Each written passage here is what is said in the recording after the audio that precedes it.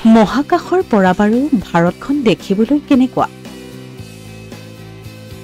সাগৰ পৰ্বত পাহাৰৰ সমাহাৰেৰে ভাৰতৰ দৃশ্য বাৰু কেনেকুৱা হয়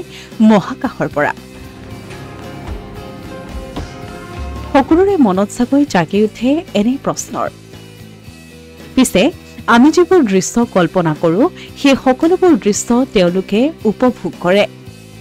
মহাকাশৰ পৰা উভতি আহি মহাকাশৰ অভিজ্ঞতাৰ বিষয়ে বৰ্ণনা কৰিলে সুনিতা উইলিয়ামছে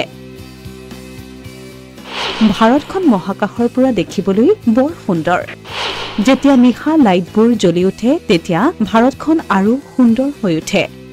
যিমানবাৰ তেওঁলোক হিমালয় পৰ্বতৰ ওপৰেৰে পাৰ হৈ গৈছিল হিমালয়ৰ অপূৰ্ব সৌন্দৰ্য দেখি মোহিত হৈ পৰিছিল বিশেষকৈ ভাৰতৰ মুম্বাই গুজৰাটৰ সাগৰৰ পাৰৰ মাছ ধৰাৰ দৃশ্যসমূহ বৰ্ণনা কৰিলে সুনিতা উইলিয়ামছে মহাকাশৰ পৰা দেখা পোৱা ভাৰতৰ সুন্দৰতা এনেদৰে বৰ্ণনা কৰিলে ভাৰতীয় মূলৰ মহাকাশচাৰী Sunita উইলিয়ামছে India is amazing. Every time we went over the Himalayas, and I'll tell you, Butch got some incredible pictures of the Himalayas. It was just amazing. And you can see, like I've described it before, just like this ripple that happened, obviously when the plates collided, and then as it flows down into India, it's many, many colors. I think when you come from the east going into like Gujarat and Mumbai, the fishing fleet that's off the coast there gives you a little bit of a beacon that here we come. And then all throughout India, I think the impression I had was it was just like this network of lights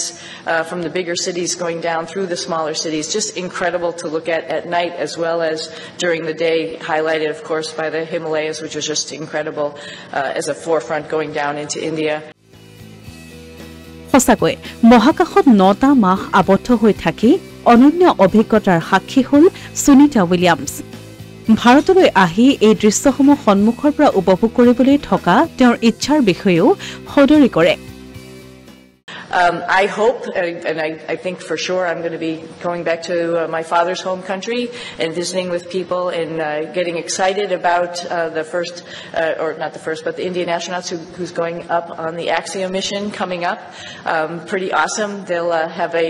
hometown hero there of their own that will be able to talk about how wonderful the International Space Station is from his perspective.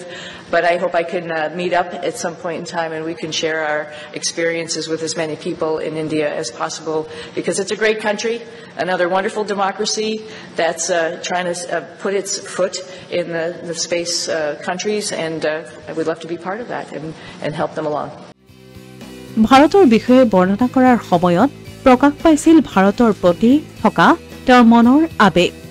মহাকাশত আবদ্ধ হৈ থাকি এক কঠিন সময় পাৰ কৰা সুনিতা উইলিয়ামছক লৈ গৌৰৱান্বিত বিশ্ববাসীৰ লগতে সমগ্ৰ ভাৰতবাসী অসমীয়া প্ৰতিদিন ডিজিটেল ডেস্ক